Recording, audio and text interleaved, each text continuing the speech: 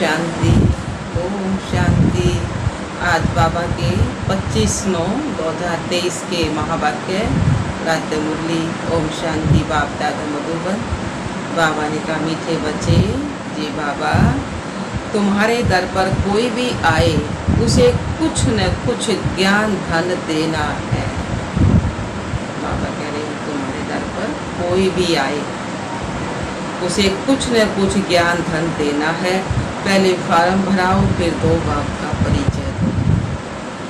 पहले क्या करते ना, कोई भी वारणिया के साथ वो महात्मा कोई आ जाए भगवान के रूप में आ जाए, नहीं क्या करते, अब कुछ तो कुछ देना चाहिए। तो बाबा कहे कोई भी तुम्हारे दर पर आए उसे कुछ न कुछ ज्ञान धन देना चाहिए। देना तो ज्ञान धन था ना, देन लागे बोलो उसी वस्तु। प्रश्न दिया बाबा ने, जादूगर बाप की जादूगरी कौन सी है? उत्तर आया है, जादूगर बाप की जादूगरी देखो।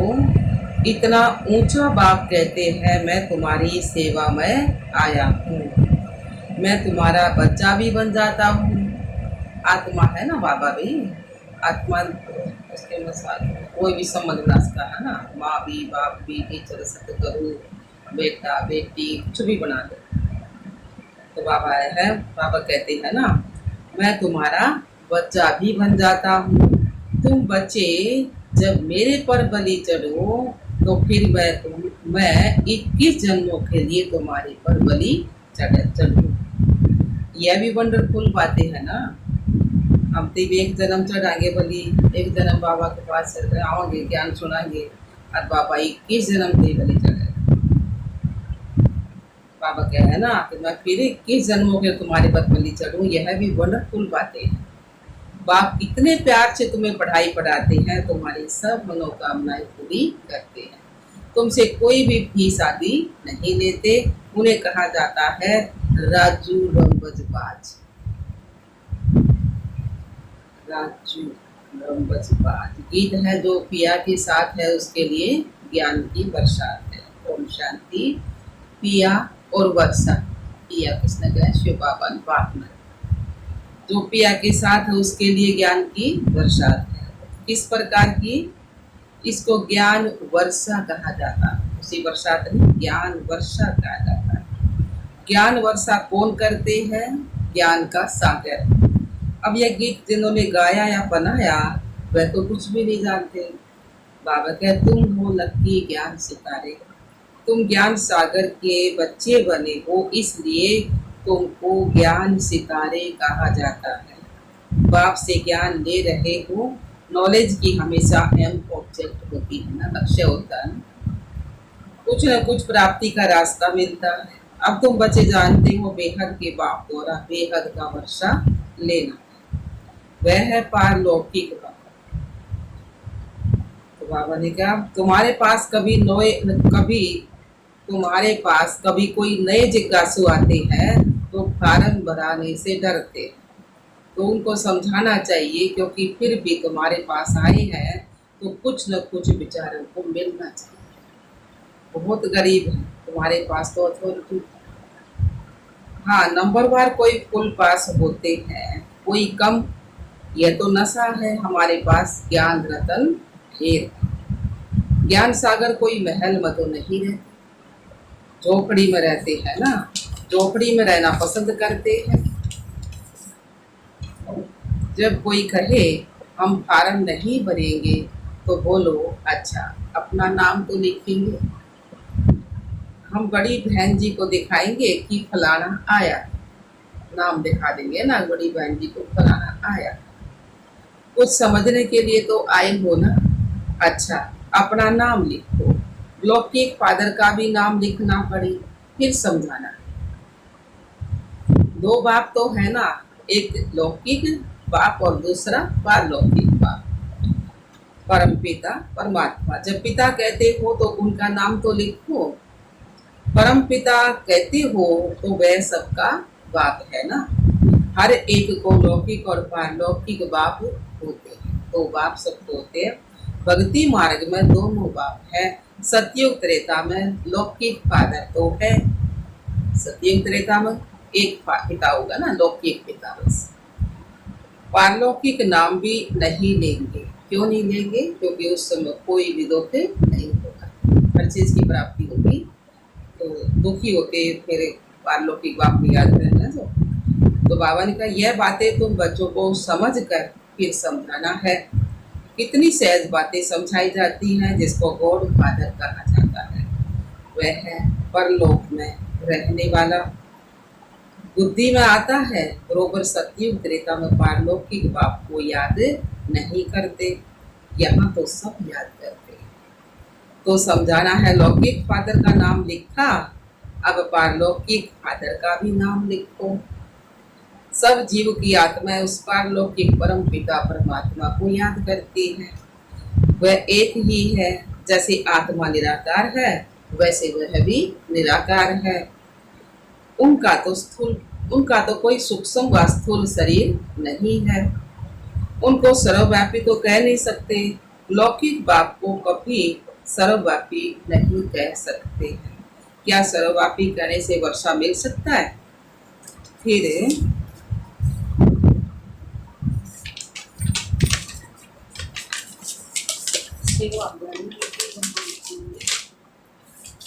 पारलौकिक बाप को सर्वव्यापी क्यों कहते हो? तो पारलौकिक बाप को सर्वव्यापी क्यों कहते हो? पारलौकिक बाप को सब इतना याद करते हैं तो जरूर उनसे भी वर्षा मिलना चाहिए। रचना को रचता से वर्षा तो चाहिए ना। ऐसे नई नई बातें समझने से झट समझ जाएंगे। तुम अनुभव से बतलाते हो, उस बाप से वर्षा पाने की युक्ति बताई जाती है। वह बाप है स्वर्ग का रचयिता। तुम जानते हो भारत जीवन मुक्त था, अब जीवन बंद है। दुख से लिबरेट करने वाला बाप ही। ये त्रिमूर्ति सहित लक्ष्मी नारायण का चित्र बहुत अच्छा है, हर एक के पास होना चाहिए। ईश्वर समझाओ कि बरोबर ये लक्ष्मी नारायण भारत के आदि सनातन देवी देवता थे, सतयुग के मालिक थे। स्वर्ग का वर्षा जरूर पारलौकिक बाप स्वर्ग का रचयिता ही दे सकते हैं। कोई फार्म ना भी भरे, लेकिन यह बात दिखाना तो सहज है। दो बाप हैं, दोनों से वर्षा मिलता है। लक्ष्मी नारायण अथवा उनके बच्चों आदि की जीवन कहानी तो है नहीं। श्री कृष्ण के लिए कहते हैं उनको टोकरी में ले गए, यह हुआ। अच्छा, इन लक्ष्मी नारायण को राज्य कहाँ से मिला? लक्ष्मी नारायण को राज्य कहाँ से मिला? बरोबर आदि सनातन देवी देवताओं का राज्य था। तो इनमें पहला नंबर कौन है? लक्ष्मी नारायण। उनको यह स्वर्ग का वर्षा किसने दिया? यह प्रजापिता ब्रह्मा भी बैठा है ना, यह वर्षा लक्ष्मी नारायण सामने खड़े हैं। फिर झाड़ पर ले आओ, यहाँ तपस्या कर रहे हैं राज्यों की, तो इनसे यह लक्ष्मी नारायण बनते हैं। यह समझाना कितना सहज है। लक्ष्मी नारायण के भक्तों को समझाना बहुत सहज है। अब अंदर कोई आते हैं तो कुछ न कुछ शिक्षा जरूर देनी पड़े। तुम्हारे द्वारा इन वैश्याओं और बिलनियों आदि का भी उद्धार होना है, परंतु तुम्हारे में अभी वह ताकत नहीं है। बाबा ने समझाया है तुम अपने पति को भी ढूंढ करती रहो। स्त्री अपने पति से भी पूछ सकती है तुम अपने लौकिक बाप का नाम बताओ। अच्छा, पारलौकिक बाप का नाम बताओ, जिसको तुम घड़ी घड़ी जन्म बाई जन्म याद करते हो। हे भगवान, हे ईश्वर, गॉड, ये नाम लेकर याद करे है ना। अच्छा, पारलौकिक बाप का भी नाम बताओ जिसको तुम घड़ी घड़ी याद करते हो। तो बाबा ने कहा तो जरूर उनसे कुछ जास्ती मिलता है। लक्ष्मी नारायण को याद करने से तो कुछ मिलता नहीं है। बाप आकर तुम्हारी कितनी सेवा करते हैं, बिगैर मांगे तुमको बढ़ाते हैं, कहते हैं आओ तुमको स्वर्ग में ले चले। सभी मनोकामनाएं पूर्ण करते हैं। नर नारायण का भी चित्र है ना। पूजा लक्ष्मी की होती है, समझते हैं लक्ष्मी से संपत्ति मिलेगी। यह सब भक्ति मार्ग की बातें। लक्ष्मी स्त्री धन कहाँ से लाएगी बता? उनको जरूर पति से मिलता है ना।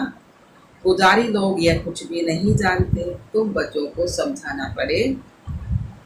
तुम भी अभी समझते हो, आगे हम क्या करते थे, कुछ भी नहीं समझते थे। अब अच्छी रीति जान गए हैं। श्री कृष्ण जन्माष्टमी होती है तो सवेरे में उनको दूध पिलाते हैं, झूला झुलाते हैं, और रात को फिर पूरी पूरी और खीर आदि खिलाते हैं। क्या इतने में इतना बड़ा हो गया है? झूला पहला झूला झुलाओ छोटा है, और फिर रात में खीर खिलाओ, हम बाबा कहे एकदम इतना बड़ा हो गया। तो पूरी और खीर खाने लायक हो गया। तो यह भी समझने की बातें है ना। तुम जानते हो ये राधे कृष्ण की फिर लक्ष्मी नारायण बनते हैं। शिव बाबा इन्हों को यह पद दिलाते हैं। शिव को कभी पूरी तमई आदि नहीं खिलाते। शिव को पूरी तमई बोला बाबा खीर में, और पूरी तमई आदि नहीं खिलाते। उन पर सिर्फ दूध चढ़ाते। और शिव बाबा तो है निराकार, जिसका कोई नाम रूप नहीं। शिव बाबा तो है निराकार, जिसका कोई नाम रूप नहीं। उन पर दूध आदि चढ़ाने का क्या मतलब? उनको कुछ खिलाते नहीं, निराकार है ना। श्री कृष्ण को रोटी आदि खाने के लिए मुख है। शिव पर कुछ नहीं चढ़ाते, शंकर पर चढ़ाते हैं, शिव पर नहीं। शंकर का तो फिर भी आकार रूप है ना, दोनों एक तो हो नहीं सकते। अब बाबा कितनी नॉलेज देते हैं, कितनी गुप्त बातें हैं। तुम गोपिकाएं शिव बाबा की हो। शिव को फिर बालक भी कहते हैं। यह भी शिव बाबा पूछते हैं तुमको, तुमने शिव को बालक क्यों बनाया है? वर्षा बालक को दिया जाता है। पहले जब तुम बलि चढ़ो तब ही तो शिव बाबा बलि चढ़े। यह भी है, बाप बच्चों पर बलि चढ़ते हैं, परंतु कहते हैं पहले तुमको बलि चढ़ना है तब मैं चढ़ूं। बलि चढ़ना था तो उनको अपना बच्चा बना, उनकी पालना करना। कितनी वंडरफुल बातें हैं। माताएं है ना, पुरुष भी शिव बालक को अपना वारिस बनाते हैं। शिव बाबा को जादूगर कहते हैं ना, तो लक्ष्मी नारायण जादूगर नहीं है।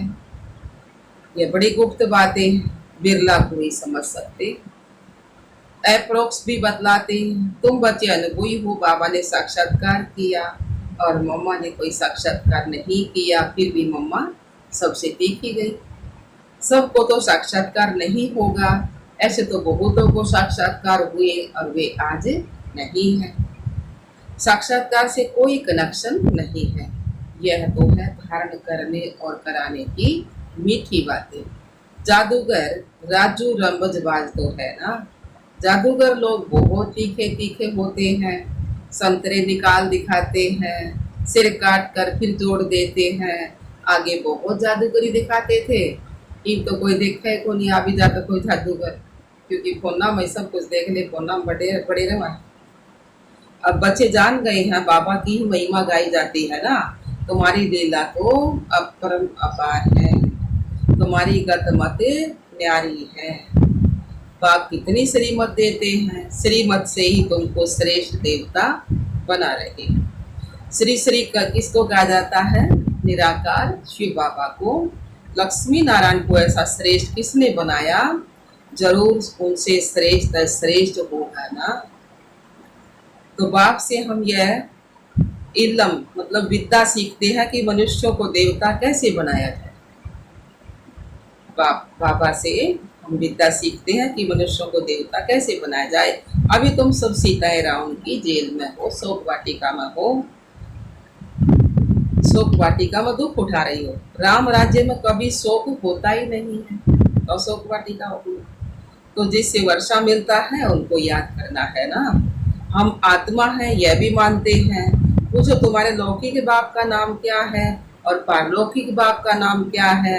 तो बाप को सर्वव्यापी तो नहीं कहेंगे। लौकिक बाप ने कोई कहेगा सर्वव्यापी है, पारलौकिक बाप ने कह दिया सर्वव्यापी है। तो बाप सर्वव्यापी कभी नहीं होता ना। तो बाप माना वर्षा, बेहद के बाप से बेहद का वर्षा। बेहद के बाप से बेहद का वर्षा मिलता है। अब वह रावण ने छीना हुआ है, इसलिए कहा जाता है माया जीते जगत जीत। माया पर जीत पानी है। मन तो तूफानी घोड़ा है ना, खूब पछाड़ने की कोशिश करेगा, बाबा ने अब तुम्हारी बुद्धि का ताला खोल दिया है। तुम राइट और रॉन्ग को समझ सकते हो, तुम समझा सकते हो। अब यह दुनिया बदल रही है। महाभारी लड़ाई तो जरूर लगनी है, उसमें सब विनाश होंगे। यादव मुसलों से अपने ही यादव कुल का विनाश करते हैं। पांडव कुल की जीत होनी है, परंतु दिखाया है 5 पांडव बचे, तो वह भी पहाड़ों पर गल मरे। बाकी क्या हुआ? कुछ नहीं। राजयोग सिखाया तो कुछ तो बचे होंगे, परले थोड़ी हो जाती है। ये सब बातें तुम अभी जानते हो। दिखाते हैं श्री कृष्ण सागर में पत्ते पर आया। श्री कृष्ण तो गर्भ महल में आते हैं, गर्भ जेल में तो दुख होता है ना। सागर तो गर्भ महल है, बड़े आराम से बैठा रहता है। पापा ने कहा सागर तो गर्भ महल है, बड़े आराम से बैठा रहता है। जन्म जन्मांतर से यह गीता का ज्ञान भागवत आदि सुनते आए हैं, भक्ति मार्ग के धक्के खाते आए हैं। अभी बाप तुमको 1 सेकंड में स्वर्ग का मालिक बनाते। इसको भावी कहते हैं, परंतु भावी किसकी? भावी ड्रामा की कहेंगे, बना बनाया ड्रामा है। मनुष्य तो सिर्फ भावी कहते रहते हैं, समझते कुछ भी नहीं। तो जब कोई आवे, पहले पहले यह बताओ कि 2 बाप हैं, एक लौकिक और एक पारलौकिक है। तो पारलौकिक बाप स्वर्ग का रचयिता है, उसने तो स्वर्ग का वर्षा दिया था।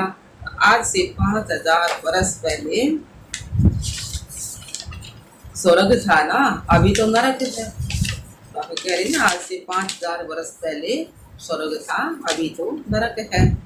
फिर तुम वर्षा ले सकते हो, वह भी बेहद के बाप से वर्षा ले रहे हैं ना।